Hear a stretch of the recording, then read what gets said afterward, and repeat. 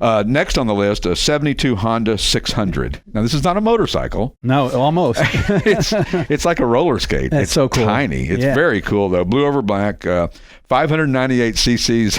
I think that's technically makes it a microcar, does it? I think the CC's anything below 750. Anything, I think 750 really becomes that. So 4-speed manual.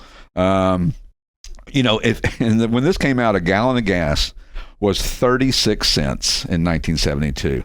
And then, of course, it went to like $1.19 in 1980, which was, a significant jump. And now it's, I don't even know, how much is gas now? Well, it's anywhere between $3.50 and $4.50, something like that. But I'm as low as $3.19, actually. Could you give us that address, please, JR? Yes, I will. Morgantown. By the way, Audubon, PA.